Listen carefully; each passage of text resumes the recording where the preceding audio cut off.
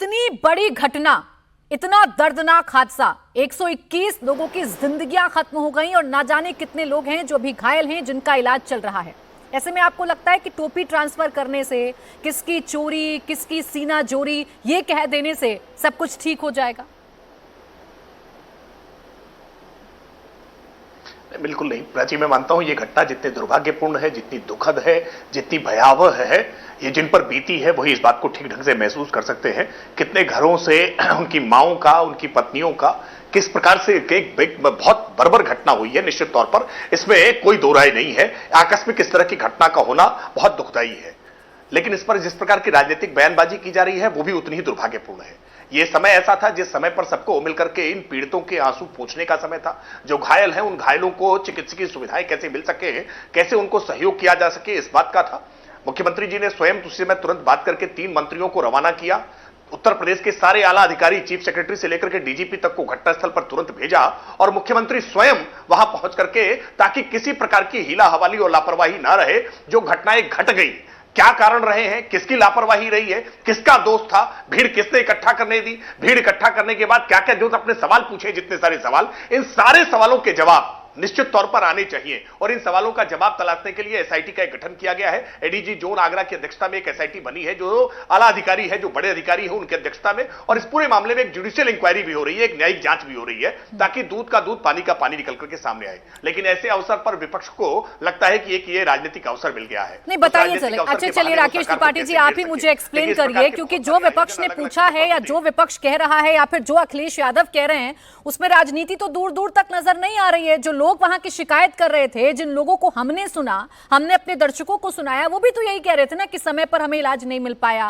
समय पर इलाज मिल जाता तो शायद हमारे जो अपने, जिन्होंने जान गंवा दी, वो जान ना गंवाते। मौके पर एम्बुलेंस समय पर नहीं पहुंच पा रही थी, अगर ऐसा होता तो शायद हमारे अपने बच जाते। इसमें क्या राजनीति आपको नजर आई? अखिलेश यादव ने क्या राजनीतिक मायने इससे साध लिए, बताइए।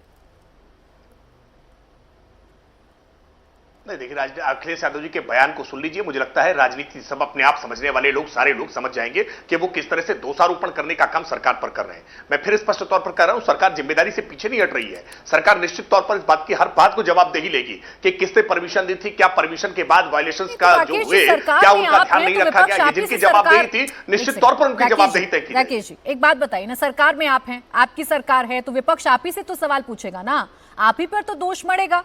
अब ऐसा तो नहीं कि विपक्ष अपने सर पर दोष मर लेगा और कहेगा जो कुछ हुआ है हमारी वजह से हुआ है। राकेश त्रिपाठी जी से, उनकी सरकार से, प्रशासन से ही तो सवाल पूछे जाएंगे ना।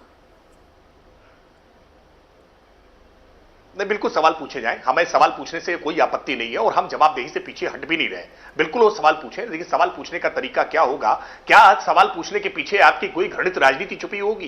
क्या सवाल पूछने के साथ आपको लगता है कि सरकार को अपदस्थ करने के लिए या सरकार के ऊपर ठीकरा फोड़ने के लिए सरकार को इस बात के लिए ब्लेम गेम करना शुरू कर दिया जाए? यह ठीक नहीं है। सबसे पहला प्रयास यह होना चाहिए था कि क्या हर पॉलिटिकल पार्टीज के वॉलंटियर्स वहां खड़े हैं? क्या अगर किसी प्रकार की वहां आवश्यकता है तो सहयोग देने के लिए राजनीतिक दल के लोग साथ में खड़े हैं?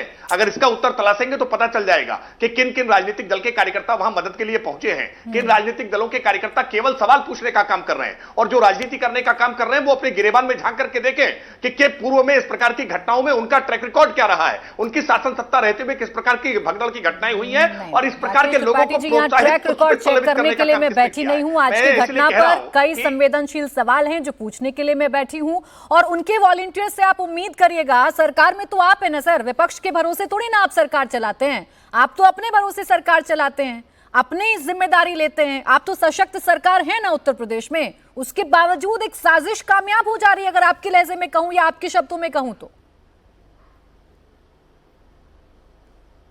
नहीं, मैंने अभी कहा ना कि साजिश है या नहीं है, ये सारी बातें तो जांच के बाद तय होंगी ना।